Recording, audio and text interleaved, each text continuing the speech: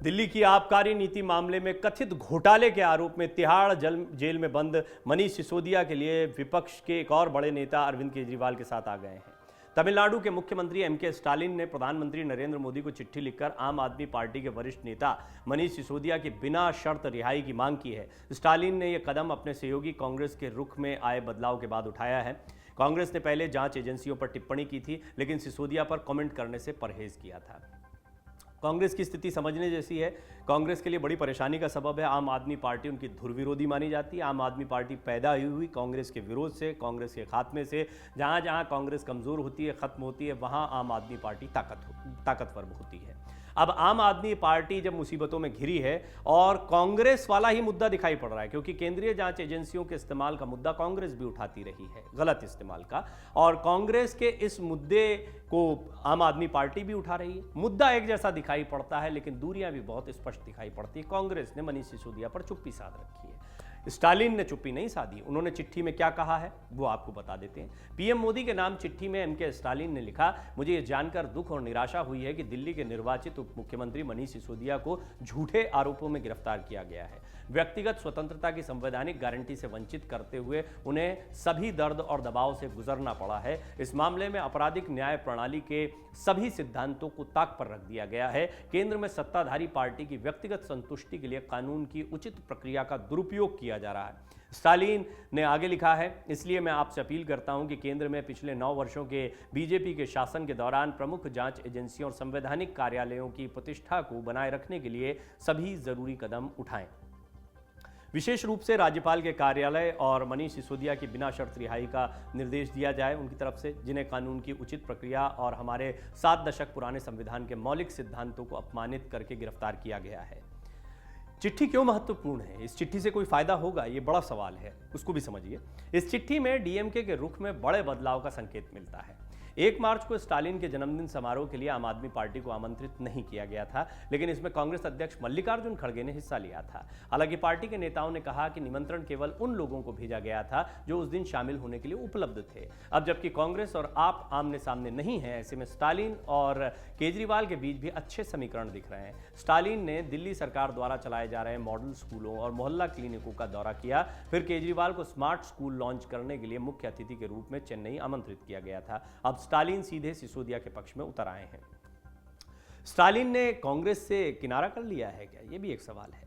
आपको बता दें, शराब घोटाले को लेकर कांग्रेस लगातार आम आदमी पार्टी पर निशाना साधती रही। इस मामले में उसने अन्य विपक्षी पार्टियों से खुद को अलग कर लिया। ऐसे में भी उसकी पार्टी के सहयोगी स्टालिन ने कांग्रेस का साथ न देकर आम आदमी पार्टी के पक्ष में अपना रुख दिखाया।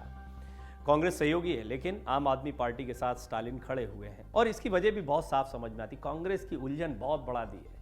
आम आदमी पार्टी के साथ जा नहीं सकते, उनका समर्थन कर नहीं सकते, और उनके लिए चुप्पी साधना भी कांग्रेस के लिए बड़ी परेशानी का सबब है, क्योंकि यही तो सबसे बड़ा मुद्दा है जिसको कांग्रेस उठा रही है। लेकिन कांग्रेस ने जो मुद्दा उठाया था, ये समझिए आप, कांग्रेस आम आदमी पार्टी की शराब नीति पर सवाल खड़े करती रही। अब जब कार्यवाही हो रही है तो कांग्रेस कैसे कुछ बोल सकती है?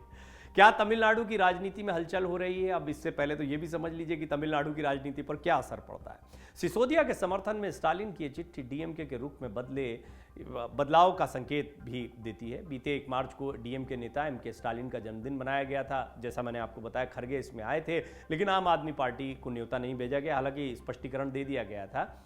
जो वरिष्ठ नेता हैं टीआर बालू, उन्होंने 28 फरवरी को एक बयान जारी किया था, सिसोदिया की गिरफ्तारी की निंदा की थी। खास बात यह है कि कांग्रेस और आम आदमी पार्टी एक दूसरे की कट्टर आलोचक हैं। वहीं अरविंद केजरीवाल और स्टालिन के बीच अच्छे संबंध अब दिखाई पड़ रहे हैं। स्टालिन खुद दिल्ली के मॉडल स्कूल और मोहल्ला क्लिनिक को देखने आ चुके हैं, और उन्होंने तमिलनाडु में स्मार्ट स्कूल की लॉन्चिंग पर केजरीवाल को मुख्य अतिथि बनाया था। अब वो मनीष सिसोदिया के समर्थन में उतर कर आए, बाकायदा एक चिट्ठी लिखी और चिट्ठी में खुलकर समर्थन किया है।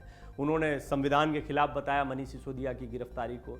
उन्होंने कहा है कि ये न्यायिक प्रक्रियाओं के खिलाफ है और ये बहुत गलत हो रहा है मनीष सिसोदिया के साथ। ये आबकारी नीति को लेकर मनीष सिसोदिया, कांग्रेस, स्टालिन, विपक्ष पूरी तरह से बिखर गया है।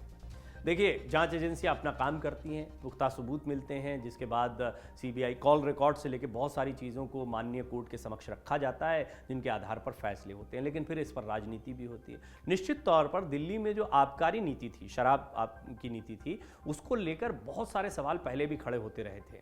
और ये कहा गया था कि ये बहुत बड़े घोटाले की तरफ इशारा कर रहा है। हुआ नहीं हुआ कहना बड़ा मुश्किल है, जांच एजेंसियां इस पर काम कर रही हैं। इसमें किस किस की संलिप्तता है, कितनी संलिप्तता है, ये कितना गंभीर साबित होने वाला है, और कई गंभीर आरोप लगाए जा रहे हैं। आम आदमी पार्टी तो यहाँ तक कह रही है कि राजनीतिक विद्वेष की वजह से किया जा रहा है। कई नेताओं के बयान आप सुन रहे होंगे कि मनीष सिसोदिया की हत्या करवा दी जाएगी, इस तरह की चिंता भी वो जता रहे हैं। कुल मिलाकर आम आदमी पार्टी के लिए ये आबकारी नीति का मामला, मनीष सिसोदिया की गिरफ्तारी, इससे पहले सत्येंद्र जैन की गिरफ्तारी, ये बहुत ही गंभीर मुद्दे बने हुए हैं और इसकी वजह से विपक्ष में भी एक जबरदस्त टूट देखने को मिल रही है, खासतौर पर तमिलनाडु की राजनीति में, जहां पर अब स्टालिन की कांग्रेस से दूरियां देखने को मिल रही हैं और आम आदमी पार्टी से नजदीकियां। डाउनलोड करें अमर उजाला ऐप और पाएं खबरें लगातार।